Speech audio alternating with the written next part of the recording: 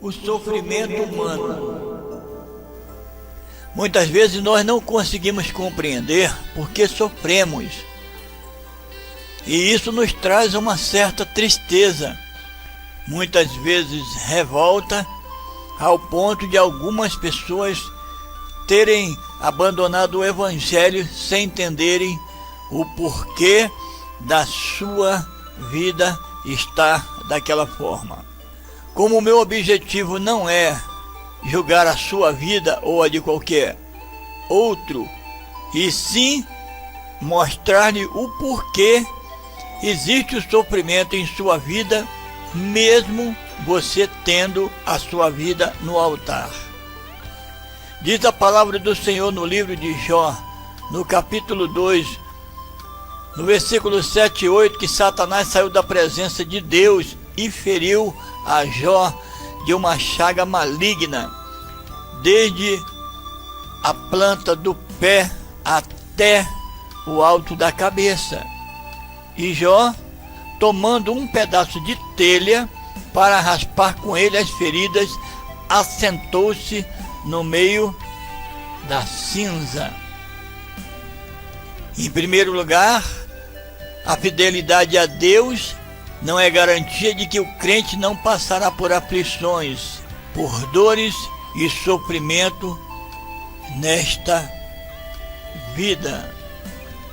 Atos dos Apóstolos, capítulo 28, versículo 16, diz que Paulo, assim que chegou a Roma, o centurião entregou os presos ao general dos exércitos, no qual o próprio apóstolo Paulo era um dos presos, mas a ele foi permitido morar por sua conta com o soldado que o guardava. Paulo tinha o desejo de pregar o evangelho em Roma, conforme ele mesmo afirmou em Romanos capítulo 15, 22 ao 29, quando ele disse: pelo que também muitas vezes tenho sido impedido de ir ter convosco, mas agora que não tenho mais demora nestes sítios, e tendo já muitos anos grande desejo de ir ter convosco, quando partir para a Espanha irei ter convosco, pois espero que de passagem vos verei, e que para lá seja encaminhado por vós, depois de ter gozado um pouco da vossa companhia. Mas agora vou a Jerusalém para ministrar aos santos, porque pareceu bem a Macedônia e a Acaia fazerem uma coleta para os pobres dentre os santos que estão em Jerusalém. Isto lhe pareceu bem, como devedores que são para com eles, porque se os gentios foram participantes dos seus bens espirituais, deve também ministrar-lhes os temporais. Assim que, concluído isto, e havendo-lhes consignado este fruto, de lá, passando por vós, irei à Espanha. E bem sei que, indo ter convosco, chegarei com a plenitude da bênção do Evangelho de Cristo.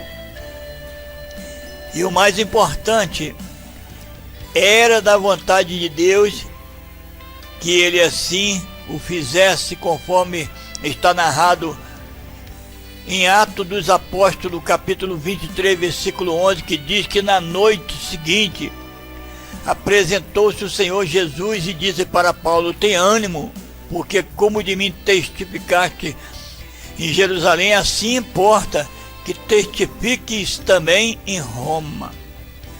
Quando, porém, chegou ali, em Roma, estava algemado, e ainda assim, depois dos reveses, tempestades, naufrágios e muitas outras provações. Quer dizer, embora Paulo fosse fiel, Deus não lhe proveu um caminho fácil e livre de problemas. Nós, da mesma forma, poderemos estar na vontade de Deus, ser inteiramente fiéis a Ele, e mesmo assim seremos dirigidos por eles através de caminhos desagradáveis, com aflições. No meio de tudo isto, sabemos, porém, que todas as coisas contribuem juntamente para o bem daqueles que amam a Deus, conforme está escrito em Romanos capítulo 8 e versículo 28.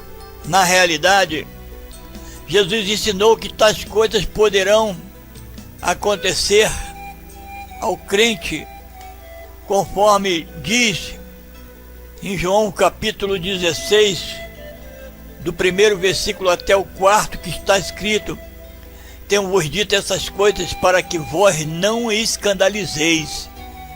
Expulsar-vos-ão das sinagogas. Vem mesmo a hora que qualquer um que vos matar cuidará fazer um serviço a Deus. E isso vos farão, porque não conhecem ao Pai nem a mim. Mas tenho-vos dito isto, a fim de que, quando chegar aquela hora, vos lembrei de que vos já havia dito. E eu não vos disse isso desde o princípio, porque eu estava convosco. E agora no versículo 5, para encerrar, Jesus Cristo disse: e agora vou para aquele que me enviou. E Jesus foi de volta para o céu e está junto ao Pai. E nós precisamos nos lembrar dessas promessas de Jesus, desses avisos que Jesus nos deixou para nosso próprio conforto, nos prometendo que estaria conosco até a consumação dos séculos. Jesus não está falando da perseguição da parte dos pagãos, mas da oposição e hostilidade da parte das nossas próprias autoridades religiosas e congregações religiosas.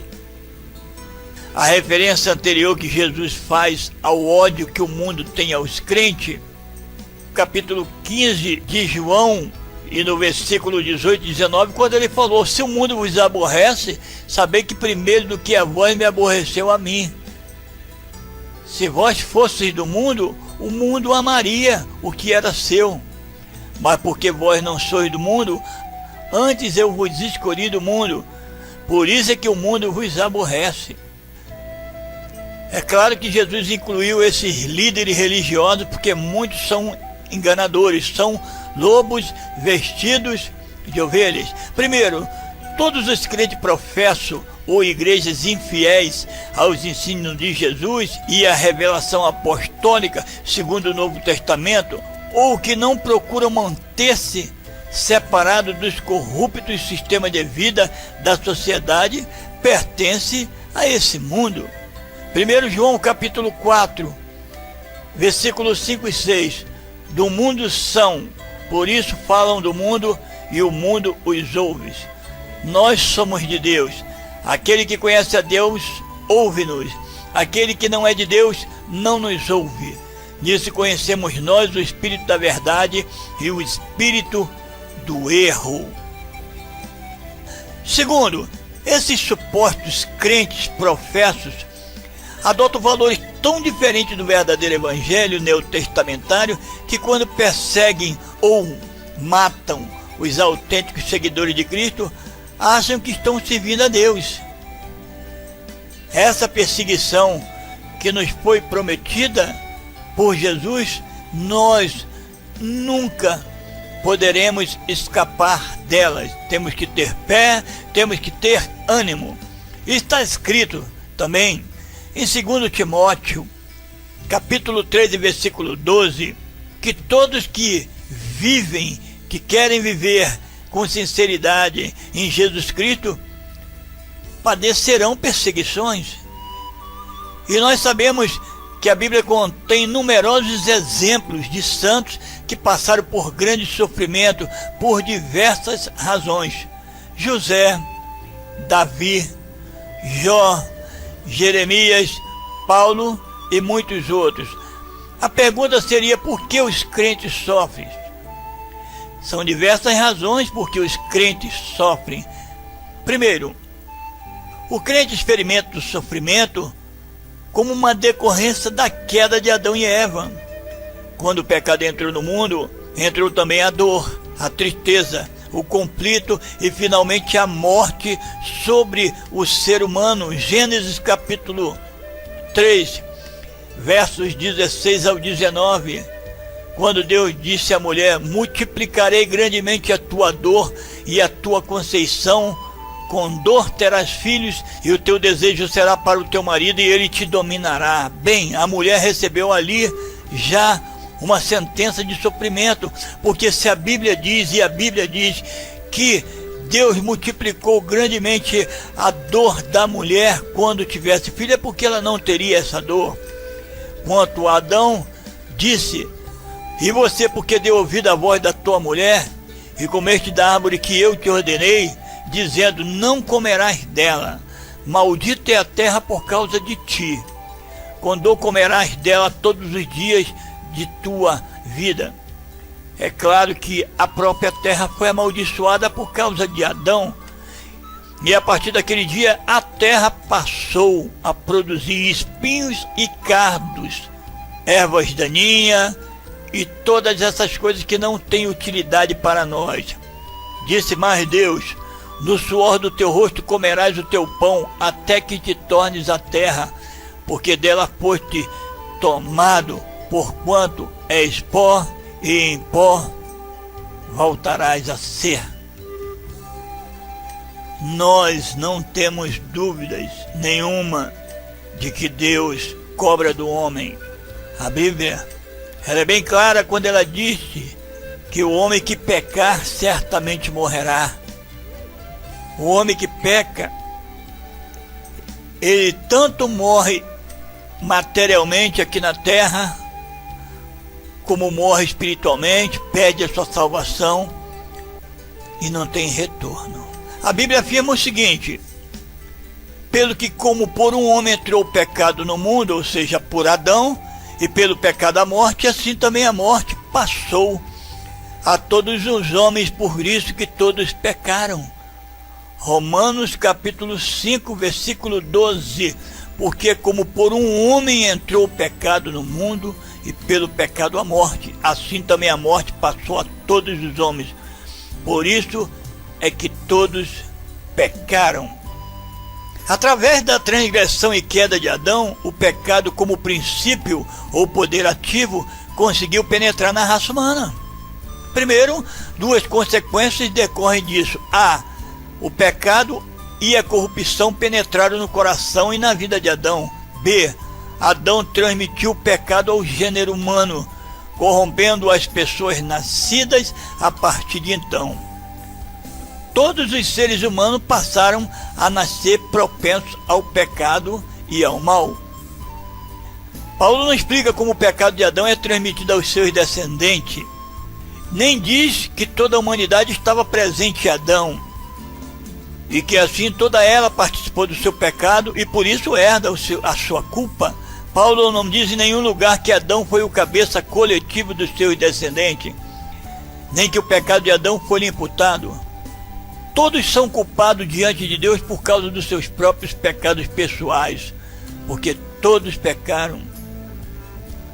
O único ensino no tocante a isso, que tem apoio bíblico, é que homens e mulheres herdam uma natureza moral corrupta, bem como a tendência para o pecado e o mal.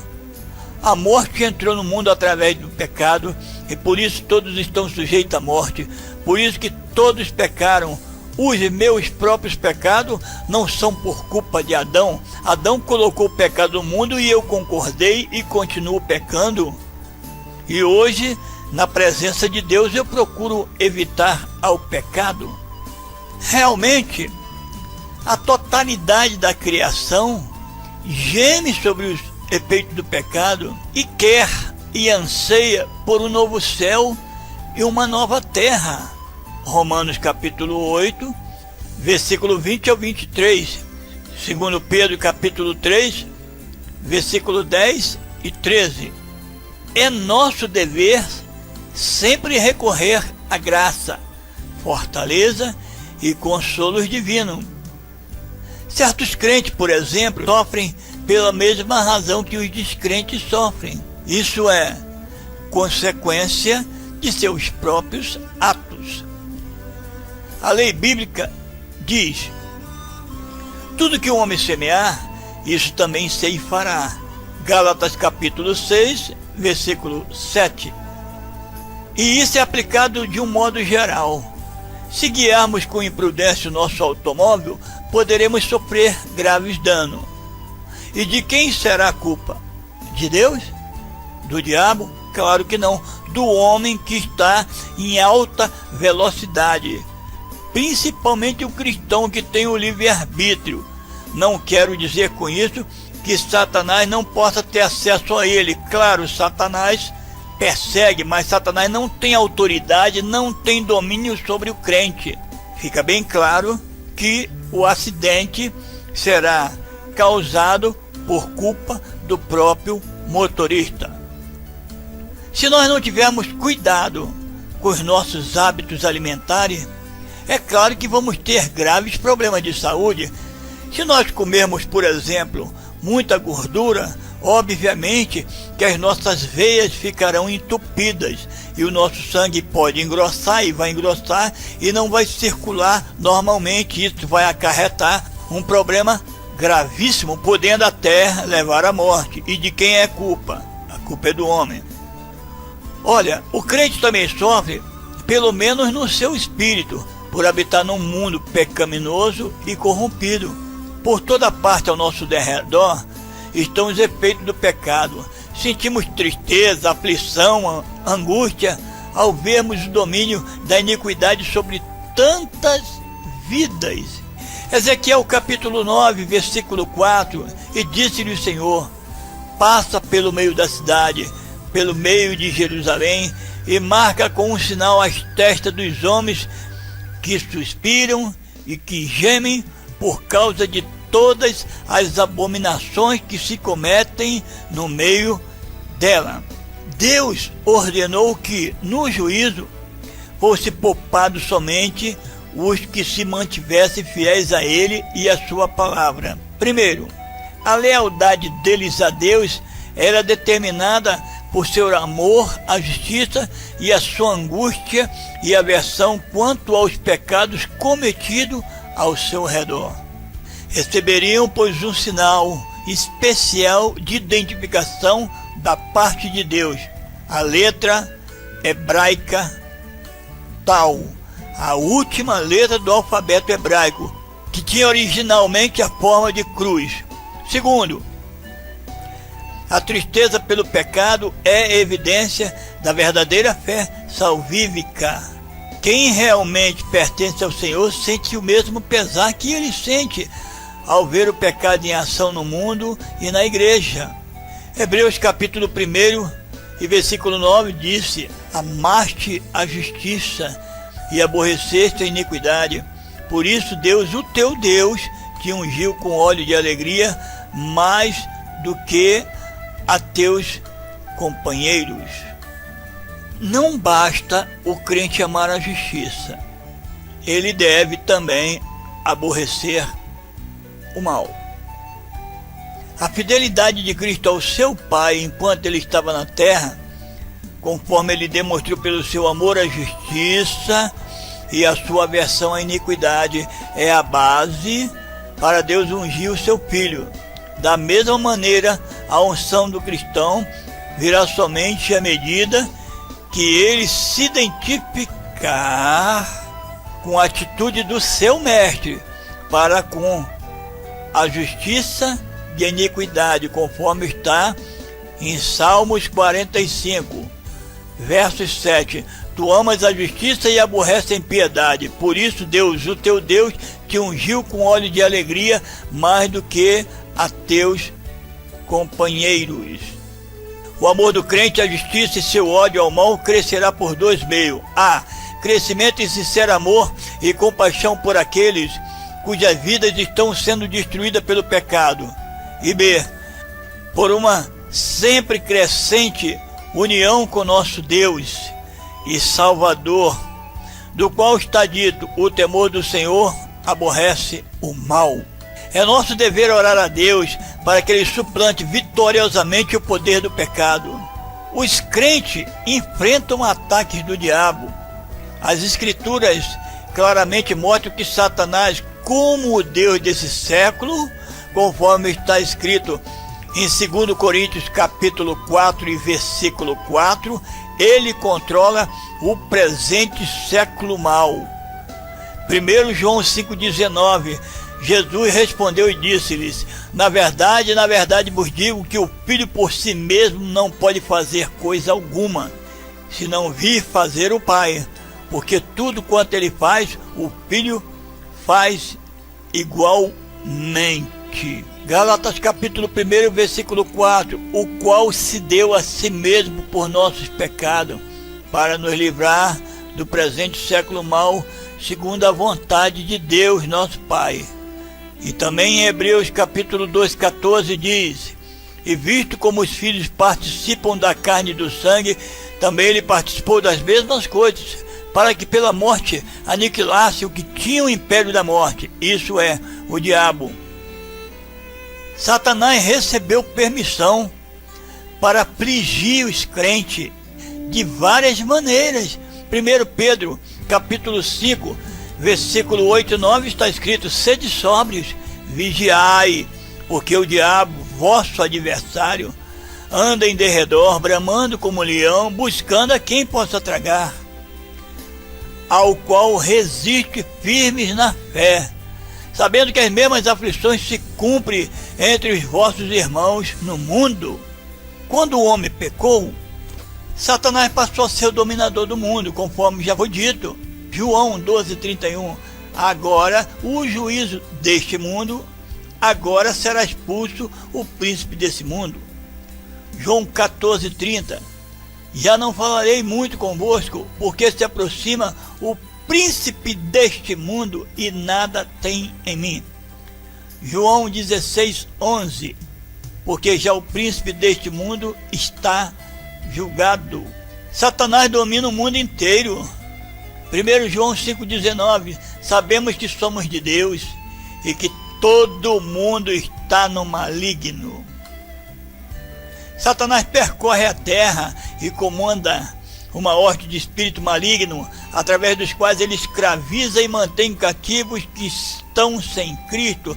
Efésios capítulo 2, versículo 2, diz: em que noutro tempo andastes, segundo o curso deste mundo, segundo o príncipe das potestades do ar, do espírito que agora opera nos filhos da desobediência. Que conclusão nós podemos chegar mediante a tudo isso? É que a palavra de Deus revela uma razão porque o cristão deve ter grande compaixão e misericórdia dos que estão vivendo em ofensas e em pecado. Todo aquele que está sem Cristo é controlado pelo príncipe das potestades do ar, isto é, Satanás. Sua mente é obscurecida por Satanás, para que não veja a verdade de Deus, conforme diz a palavra do Senhor em 2 Coríntios capítulo 4, versículo 4, que Satanás cega o entendimento dos incrédulos, para que a luz da glória de Cristo não resplandeça em vossas vidas. Eles não conseguem entender o operar de Deus. Essas pessoas estão escravizadas pelo pecado e pela concupiscência da carne. A pessoa que não recebeu Jesus como seu Salvador tem seu entendimento obscurecido. Por causa da sua condição espiritual, não poderá compreender nem aceitar a verdade a parte da graça de Deus. O cristão deve ver todos os pontos de vista bíblicos. Quem vive na imoralidade, no orgulho, deve ser alvo da nossa compaixão por causa da sua escravidão ao pecado e a Satanás. Jó era um homem reto e temente a Deus. Foi atormentado por Satanás por permissão de Deus, como já li o primeiro versículo do livro de Jó. Jesus afirmou que uma das mulheres por ele curada estava presa por Satanás há 18 anos. Lucas capítulo 13, versículo 11 ao 16. Paulo reconhecia que o seu espinho na carne era um mensageiro de Satanás para o esbofetear. À medida que travamos a guerra espiritual contra os príncipes das trevas desse século, conforme está escrito em Efésios capítulo 6, versículo 12, porque não temos que lutar contra carne e sangue, ou seja, nós não temos que lutar homem contra homem, mas sim contra os principados, contra as potestades, contra os príncipes das trevas deste século, contra as hostes espirituais da maldade nos lugares celestiais. A Bíblia afirma categoricamente aqui nesse versículo que nós temos que lutar contra Satanás e aquela multidão de demônios que foi expulso do céu. Quando Lúcifer foi expulso do céu, ele trouxe a terça parte dos anjos decaídos, que se tornaram demônios, que são adversários de Deus, que são adversários da humanidade. Satanás veio para roubar, matar e destruir. E por que ele não vai tentar contra as nossas vidas? Na verdade, os poderes das trevas são os governantes espirituais do mundo, conforme eu já li em João capítulo 12 e versículo 31. Há uma vasta multidão altamente organizada em forma de império do mal, tendo categorias e ordem. Apocalipse capítulo 12, versículo 4 e 7, está escrito: e a sua cauda levou após si a terça parte das estrelas do céu, lançando-as sobre a terra. E o dragão parou diante da mulher que havia de dar à luz, para que, dando ela à luz, lhe tragasse filho. E houve batalha no céu. Miguel e os seus anjos batalhavam contra o dragão, e batalhavam o dragão e os seus anjos. O dragão é Satanás e os seus anjos são demônios, querendo acreditarmos ou não. E há uma organização, não é de qualquer maneira. Satanás cria táticas, cria situações, engana ao homem e ele volta. A Bíblia diz: resista ao diabo, ele fugirá de vós. E na passagem que nós temos em Mateus, quando Jesus foi levado ao deserto pelo Espírito Santo, Satanás atacou 3 vezes, ele ia e voltava, ele ia e voltava, e ele sempre volta. Satanás é insistente. Ele sabe que o tempo dele está no fim. E ele sabe que ele está derrotado, mas ele vai continuar perturbando na sua vida até você voltar para ele, até você desistir de seguir a Jesus. E muitos têm enfraquecido, não têm acreditado na palavra de Deus, não têm acreditado nas promessas de Deus e têm abandonado ao Senhor. Deus, sabendo de toda essa luta, sabendo que Satanás iria nos atacar, Deus providenciou armas espirituais, armadura espiritual. Efésios capítulo 6, versículo 10, está escrito até o 18: no demais, irmãos meus, fortalecei-vos no Senhor e na força do seu poder. Revesti-vos de toda a armadura de Deus, para que possais estar firme contra as astutas ciladas do diabo. Porque não temos que lutar contra carne e sangue, mas sim contra os principados, contra as potestades, contra os príncipes das trevas deste século, contra as hostes espirituais da maldade nos lugares celestiais. Portanto, tomai toda a armadura de Deus, para que possais resistir no dia mau, e havendo feito isso tudo, ficar firme.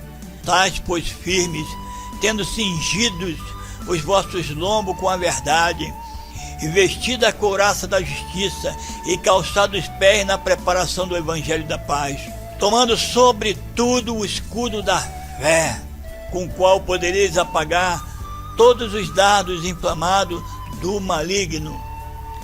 Tomai também o capacete da salvação e a espada do Espírito, que é a palavra de Deus, orando em todo tempo com toda oração e súplica no Espírito, e vigiando nisso com toda perseverança e súplica por todos os santos.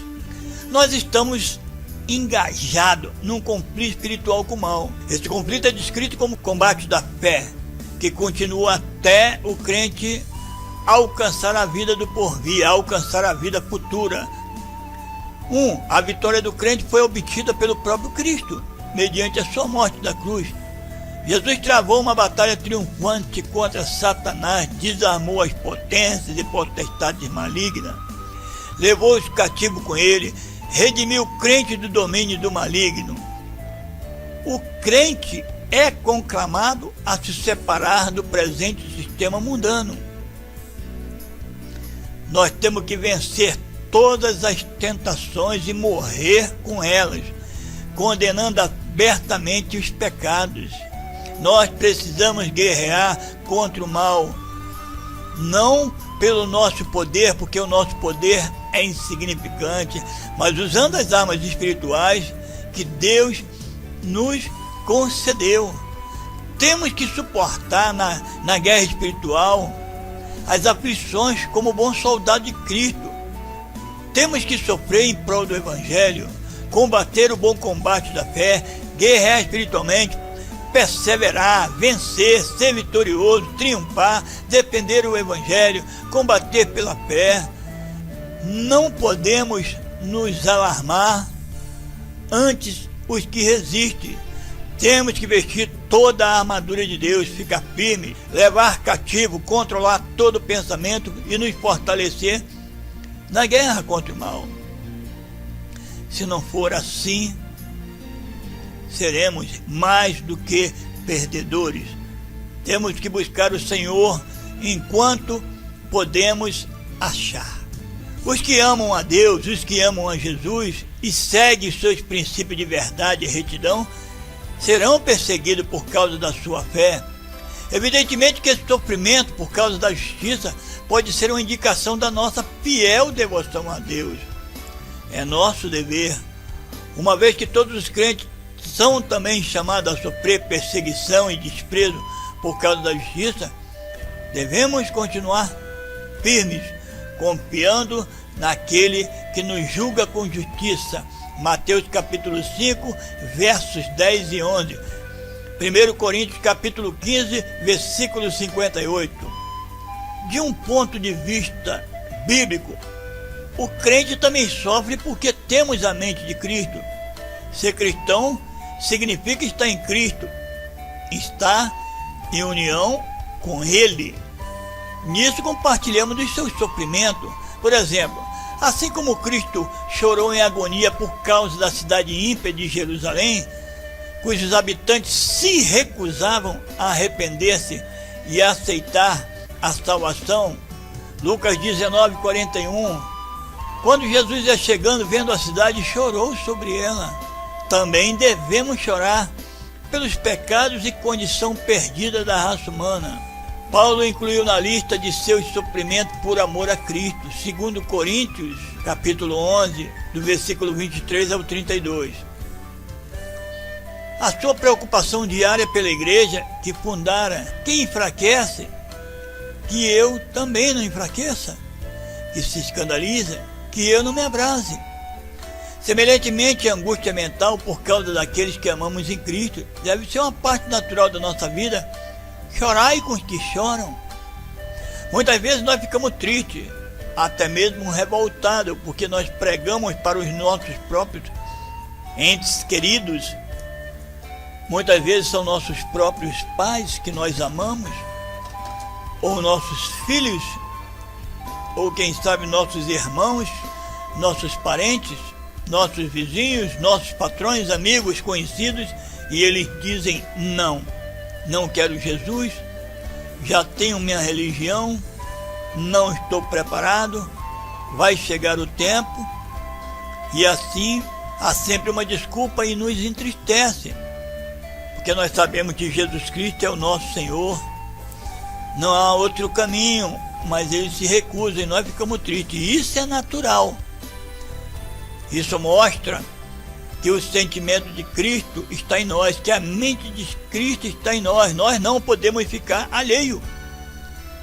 Se o irmão que me ouve, se a irmã que me ouve não está preocupado com o mundo, está somente tranquila por causa da sua própria salvação, se preocupe sim, porque outrora nós estávamos no mundo e hoje estamos na presença de Deus e hoje estamos na luz, porque alguém veio a nós, porque muitos oraram por nós, jejuaram por nós, pregaram o Evangelho para nós. Por isso, nós estamos aqui. Hoje é nossa obrigação de irmos buscar, alcançá-los de uma forma ou de outra, como eu estou fazendo através desse estudo.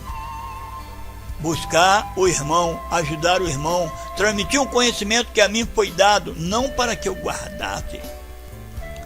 Deus pode usar o sofrimento como catalisador para o nosso crescimento ou melhoramento espiritual. Frequentemente ele emprega o sofrimento a fim de chamar a si o seu povo desgarrado, chamar para o arrependimento dos seus pecados e renovação espiritual. É nosso dever confessar nossos pecados conhecidos e examinar nossa vida para ver se há alguma coisa que desagrada o Espírito Santo. Deus às vezes usa o sofrimento para testar a nossa fé, para ver se permanecemos fiéis a Ele. A Bíblia diz que as provações que enfrentamos são a prova da nossa fé. Tiago, capítulo 1, versículo 3. Tiago chama tais provações de a prova da vossa fé. Às vezes, as provações vêm sobre o crente a fim de que Deus possa testar a sinceridade da sua fé. Não há nada nas Escrituras dizendo que as aflições da vida são sempre uma evidência de que Deus está insatisfeito conosco. Pode ser um sinal de que Ele reconhece nossa firme dedicação a Ele, conforme aconteceu com Jó. Deus disse que Jó era um homem fiel a Ele, que era temente a Ele.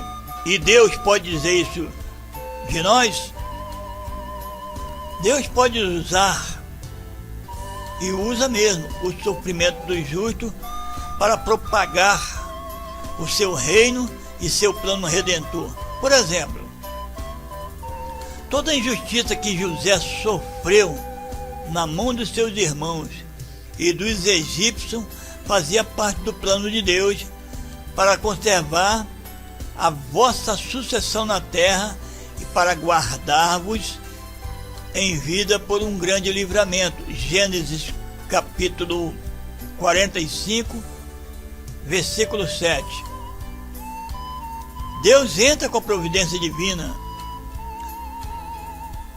O principal exemplo aqui é o sofrimento de Cristo, o santo, o justo. Atos 3, versos 14. Jesus experimentou perseguição, agonia e morte para que o plano divino da salvação fosse plenamente cumprido. E isso não exime da iniquidade aqueles que o crucificaram, mas indica sim como Deus pode usar o sofrimento dos justos pelos pecadores para seus próprios propósitos e sua própria glória. Jesus morreu na cruz inocente. Jesus Cristo morreu na cruz por mim, por você que me ouve, pela humanidade. Qual motivo Jesus Cristo teria para morrer, a não ser pelos nossos pecados? O primeiro fato a ser lembrado é esse: Deus acompanha o nosso sofrer. Satanás é o Deus desse século, mas ele só pode afligir um filho de Deus pela vontade permissiva de Deus, conforme já foi citado anteriormente, onde Satanás pedia permissão para tocar na vida de Jó. Deus também prometeu na sua palavra que ele não permitirá sermos tentados além do que podemos suportar. 1 Coríntios capítulo 10, versículo 13. Temos também a promessa de Deus, que ele converterá em bem todos os sofrimentos e perseguições daqueles que o amam e obedecem aos seus mandamentos, conforme está escrito em Romanos capítulo 8 e versículo 28. E sabemos que todas as coisas contribuem juntamente para o bem daqueles que amam a Deus, daqueles que são chamados por seus decretos. José verificou essa verdade na sua própria vida de sofrimento. José sofreu perseguições e depois chegou ao estágio de governador. O autor de Hebreus demonstra como Deus usa os tempos de aperto da nossa vida para nosso próprio crescimento e benefício. Hebreus capítulo 12, versículo 5. E já vos esqueceste da exortação que argumenta convosco como filhos? Filho meu, não desprezes a correção do Senhor, e não desmaies quando por ele fores repreendido. Existem alguns fatos que nós não podemos esquecer a respeito da disciplina que Deus aplica aos crentes e as dificuldades e aflições que ele permite que soframos. Primeiro, são um sinal de que somos filhos de Deus. Segundo, são uma garantia do amor e cuidado de Deus por nós. A disciplina do Senhor tem dois propósitos: A, que não sejamos por fim condenados com o mundo, e B, que compartilhemos da santidade de Deus e continuemos a viver uma vida santificada, sem a qual nunca veremos o Senhor. Há dois possíveis resultados da disciplina do Senhor. A, podemos suportar as adversidades, às quais Deus nos leva, submeter-nos à sua vontade e continuarmos fiéis a Ele. Fazendo assim, continuaremos a viver como filhos espirituais de Deus, a compartilhar da sua santidade e produziremos então fruto da justiça. B, podemos desprezar a disciplina de nosso Pai, rebelar-nos contra Ele por causa do sofrimento e da adversidade, e daí cairemos em apostasia, como muitos têm feito. Quantos estavam ao nosso lado e se desviaram, não estão mais conosco? Andando na vontade de Deus, poderemos sofrer adversidades.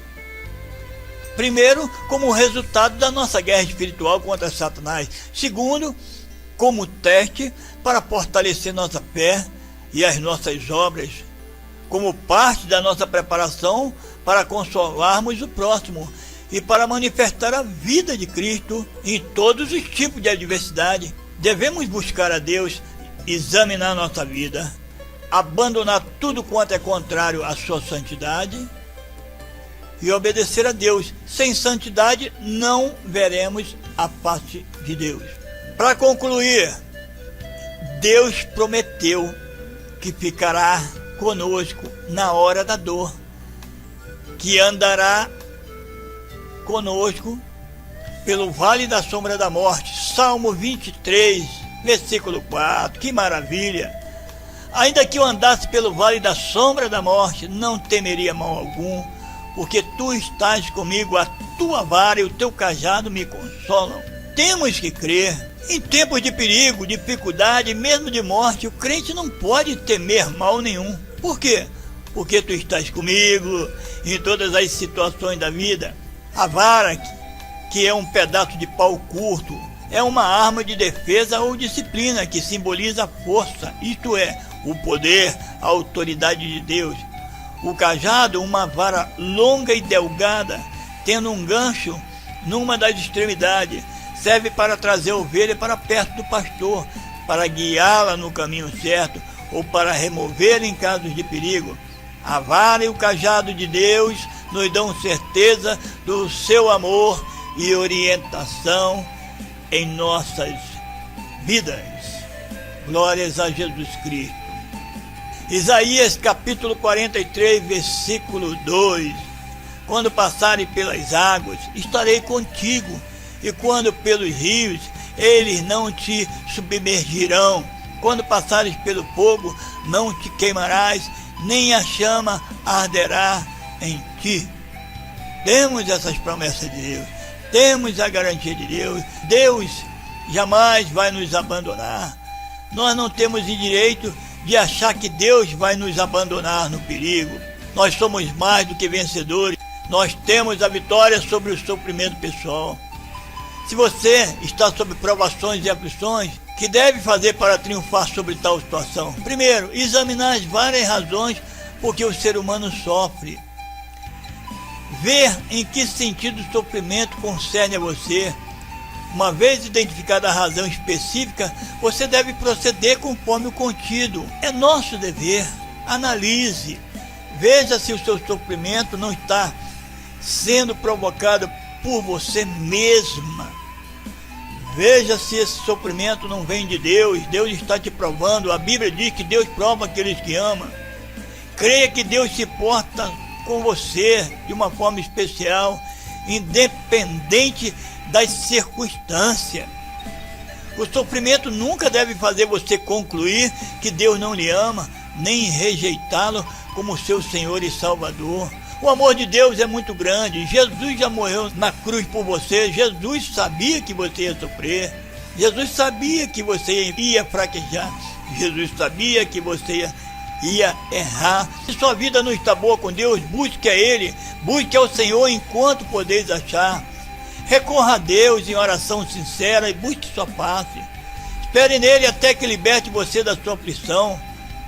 Confie que Deus lhe dará graça para suportar a aflição até chegar ao livramento. Lembre-se que nós somos mais do que vencedores por aqueles que nos amou. Romanos 8:37. A fé cristã não consiste na remoção de fraquezas e sofrimento, mas na manifestação do poder divino através da fraqueza humana. Leia a palavra de Deus, principalmente os salmos de conforto em tempos de luta. Busque a revelação e o discernimento da parte de Deus referente à sua situação específica, mediante a oração, as escrituras, a iluminação do Espírito Santo ou o conselho de um santo. Experimente, irmão. Busque ao Senhor. Se o seu sofrimento é de natureza física, atente para os passos expostos na Bíblia. Se for preciso, vá ao médico. Se for de origem emocional, espiritual, busque o seu pastor. Marque com ele um período, exponha a ele a sua situação, que certamente Deus vai usá-lo para trazer uma palavra. Ele, o pastor, é o nosso guia espiritual. Mas, no sofrimento, lembre-se da predição de Cristo, de que você terá aflições na sua vida como crente. João 16, versículo 33. Tenho-vos dito isso, para que em mim tenhais paz. No mundo tereis aflição, mas tende bom ânimo. Eu venci o mundo. Aguarde com alegria aquele ditoso tempo, quando Deus limpará de seus olhos toda lágrima, e não haverá nem mais morte, nem pranto, nem clamor. Apocalipse, capítulo 21, versículo 4. Para concluir, meu irmão, vivemos um tempo difícil, mas lembre-se que Jesus está voltando. Lembre-se que Jesus é fiel nas suas promessas. E aqueles que assim não quiseram crer, se foram, e muitos morreram e perderam a sua salvação. Outros estão no mundo sofrendo, outros estão presos, outros estão doentes, estão fracos, querem voltar e não podem. Outros aceitaram a situação que vivem e nem querem voltar mais. Mas lembre-se, ore por eles. A oração de um homem justo é poderosa em seus efeitos. Acima de tudo, ore por você. Peça a Deus para te fortalecer. E ore pelos outros, porque se não houver o amor, de nada adiantará. Um dos maiores problemas que a humanidade passa são as doenças. Mas Deus entrou com as provisões para que nós pudéssemos ter a cura divina.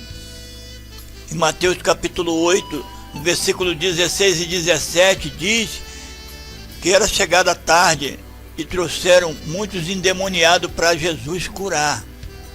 E ele, com a sua palavra, expulsou dele os espíritos e curou a todos que estavam enfermos, para que se cumprisse o que fora dito pelo profeta Isaías, que disse: Ele tomou sobre si as nossas enfermidades e levou as nossas doenças. Diz a palavra de Deus que levaram os doentes à presença de Jesus e que Jesus Cristo curou a muitos que estavam enfermos. Expulsou os demônios deu liberdade total ao homem. Para isso Jesus Cristo veio aqui, para que nós tivéssemos vida e vida em abundância. O problema das enfermidades e das doenças está fortemente vinculado ao problema do pecado e da morte. Isso é, as consequências da queda. Enquanto a ciência médica considera as causas das enfermidades e das doenças em termos psicológicos ou psicossomáticos, a Bíblia apresenta as causas espirituais como sendo o problema subjacente ou fundamental desses males. Essas causas são de dois tipos. Primeiro, o pecado, que afetou a constituição física e espiritual do homem. E segundo, Satanás. Mas Deus entrou com a provisão, através da redenção, que é tão abrangente quanto as consequências da queda. Para o pecado, Deus proveu o perdão. Para a morte, Deus provê a vida eterna e a vida ressurreta. E para a enfermidade, Deus provê a cura.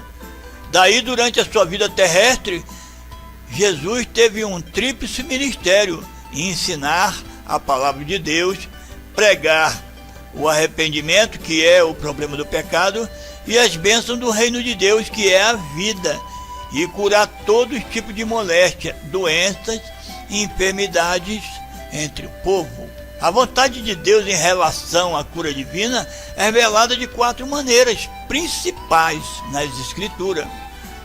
Primeiro, a declaração do próprio Deus em Êxodo capítulo 15, 26, quando ele prometeu saúde ao seu povo, se esse permanecesse fiel ao seu conserto e aos seus mandamentos.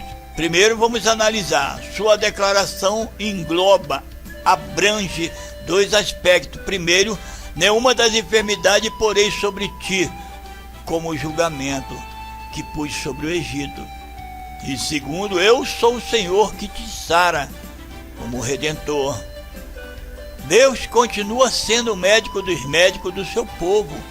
No decurso do Antigo Testamento, sempre que os seus sinceramente se dedicavam a buscar a sua face e a obedecer a sua palavra, assim Deus os curava.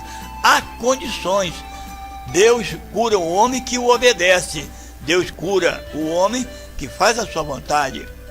Deus não tem obrigação de curar fulano ou cicrano.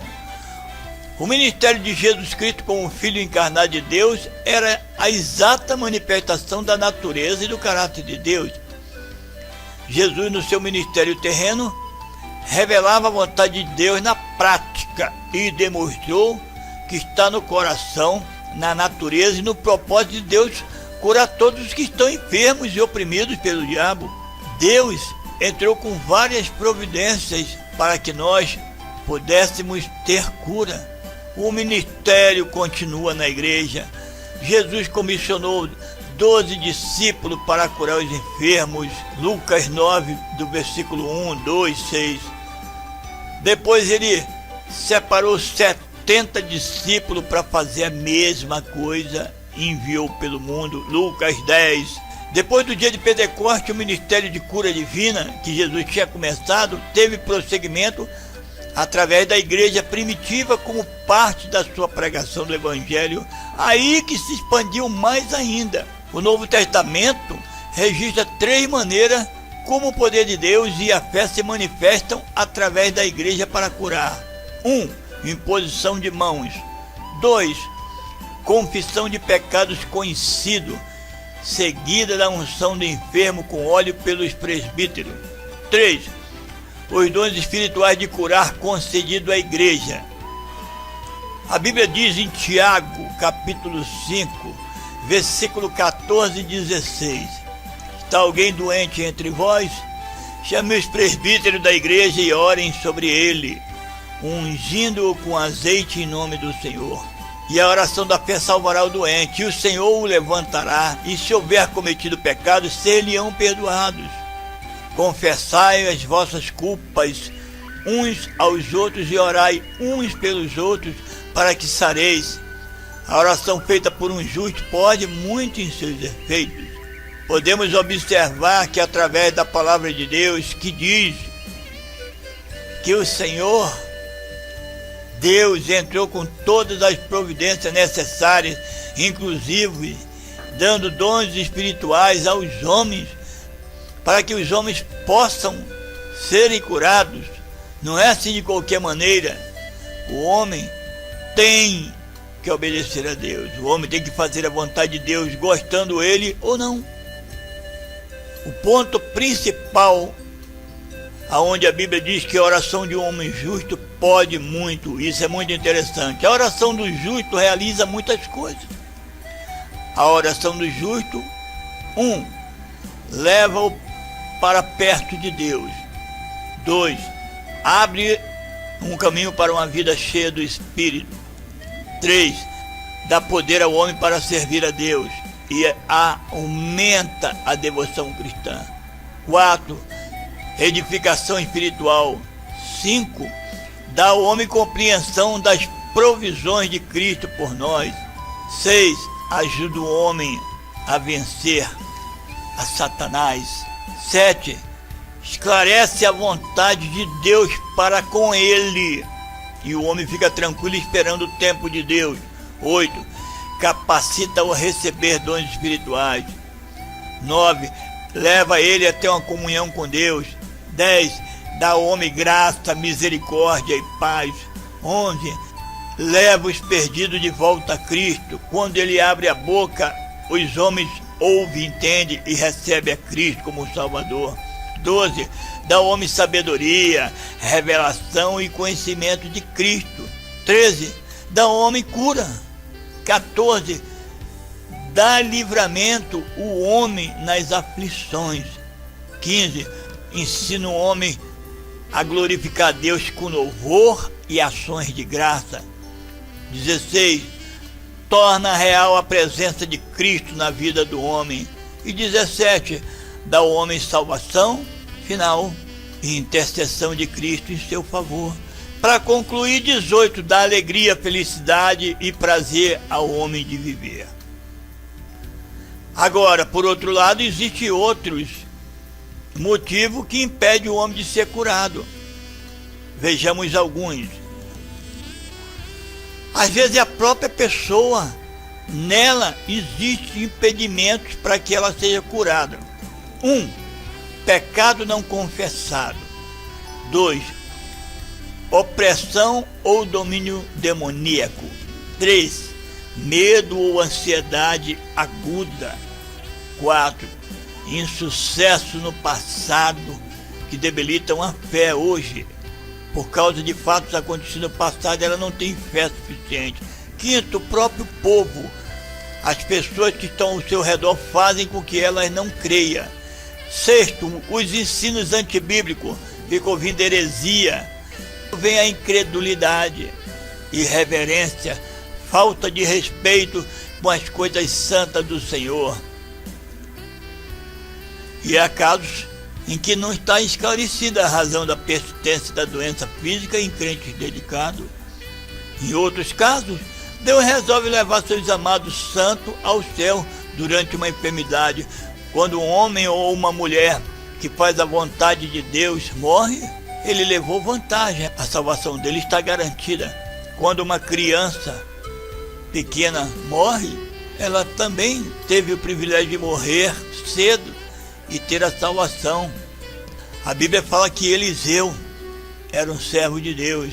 Em 2 Reis, capítulo 13, no versículo 14, diz que Eliseu estava doente de uma doença de que ele morreu nela mesmo. E Eliseu morreu. Eliseu morreu e foi para o céu. Quanto à questão das crianças, como eu citei anteriormente, Jesus Cristo disse: deixai vir as criancinhas, porque delas é o reino dos céus. Muitas vezes nós ficamos até aborrecidos porque as crianças morrem. Estamos sendo egoístas. Primeiro, foi a vontade de Deus. Segundo, Deus está com ela junto no céu e elas estão bem mais felizes do que se estivessem vivendo nesse mundo cruel que nós vivemos hoje. Para concluir, não existe barreira O sofrimento sempre estará em nossas vidas de uma forma ou de outra, mas as mãos de Deus sempre estará na nossa vida de uma forma ou de outra. Deus estará agindo, entrando com a providência, basta crermos. A palavra de Deus diz: pedi e dar-se-vos-á, buscareis e achareis, batei e abrir-se-vos-á. Aquele que pede recebe, aquele que busca encontra, aquele que bate na porta, Deus abre a porta. E quando Deus abre a porta, ninguém pode fechar. Mas também, quando Deus fecha a porta, ninguém pode abrir.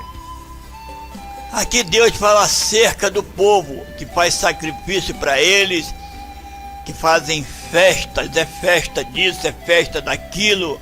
E Deus já não suporta mais, por isso ele falou no passado: as vossas festas da lua nova, as vossas solenidades, aborrece a minha alma, já me são pesadas, já estou cansado de as sofrer.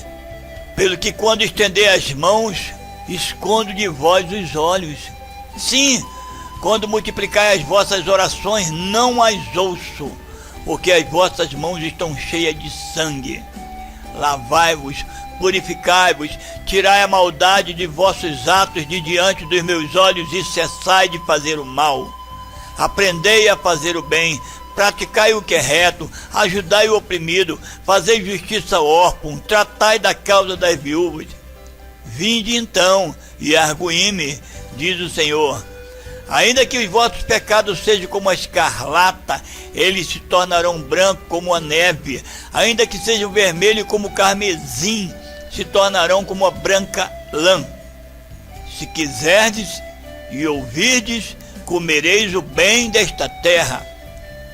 Mas se recusardes e fordes rebeldes, sereis devorados à espada, porque a boca do Senhor o disse. Podemos observar as palavras de Deus, que se o homem for obediente e fizer a vontade, ele terá o melhor da terra, e que se não for obediente a ele, vai ser devorado à espada. E quando a Bíblia diz devorado à espada, é através de sofrimento, de doenças, de castigo, e conforme Deus achar conveniente. De qualquer forma, temos que obedecer ao nosso Deus. Eis que cedo Jesus vem, e Jesus virá buscar aqueles que fazem a sua vontade.